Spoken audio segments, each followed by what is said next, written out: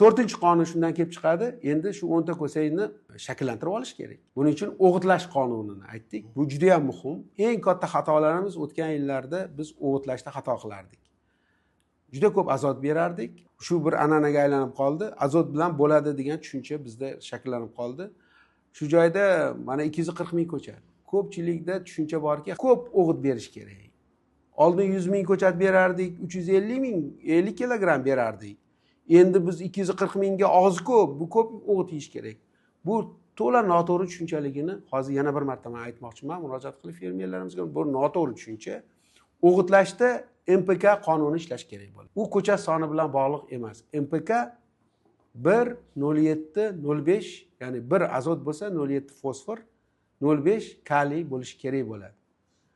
U 240 ming ko'chatmi, 300 ming ko'chatmi, agar shu MPK ga mos o'g'it bersangiz, shundagina siz marra bo'ladi. Endi shu joyda 8 ta 9 ta ko'sak qilish uchun nima e'tibor berish kerak? Makro o'g'it bu MPK.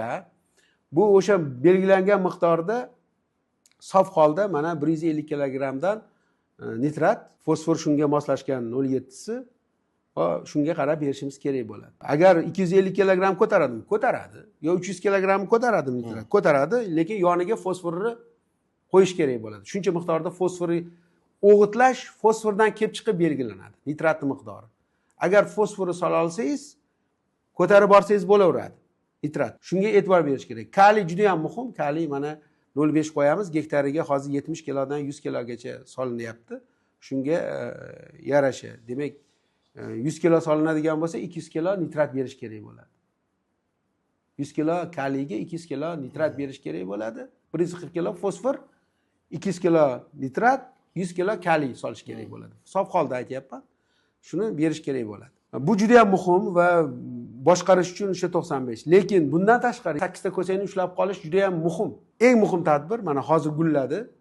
Shonalashga kirdi, paxtalarimiz gullayib yotibdi. Shu paytda hamma shonani ko'sakka aylantirish uchun hech qachon ishlatmaganmiz qishloq xo'jaligida. Bor kislotasi. 250 grammdan bor kislotasi bersangiz, bu kaliy bor, yerga solingan makro o'g'it. Bor kislotasi ko'sakni o'sha poyaga mahkamlab berishda juda ham katta yordam beradi va u kaliyni o'zlashtirishga yordam beradi, bu qotiradi. Demak, ko'sak hech qachon tushib ketmaydi. 8 ta ko'sak 95 sm ichida bo'lish uchun o'g'itlash qonuni juda ham muhim. Birinchidan ko'p o'g'it solish kerak emas. MPK, ikkinchidan bor kislotasi. Bor kislotasi bilan birgalikda juda ko'p aminokislotalar berish kerak. Juda ham muhim. Juda ko'p boshqa mikroelementlar berish kerak. Ayniqsa temir. Juda ham muhim mikroelement. Temir bo'lmasa fosfor solganning foydasi yo'q. Fosfor ishlata olmaydi. Fosfor bo'lmasa MPK ishlamaydi. Marganez juda ham muhim.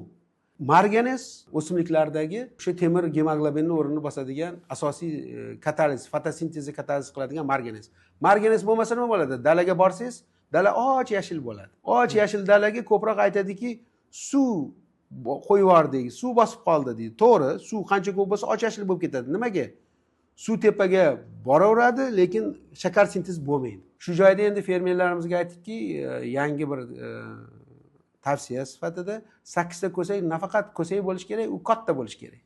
Katta qilish yo'llaridan albatta o'g'itlar muhim, lekin bu joyda doim aytyapmiz hammaga yangilik, oddiy juda ham arzon bu o'sha achitqilar. 20 ta paketini 1 gektarga sepsa, ko'sak katta bo'ladi. Bog'dorchilikda juda ham ko'p foydalanadi. Ozgina shakar qo'shib sepiladi. Shunda bu aminokislotalar sintez qiladi, shakarni sintez qiladi, elementni kattaytiradi. Yordam beradi. 8 ta ko'sak bo'liq ko'sakka aylanadi. Bu juda ham muhim.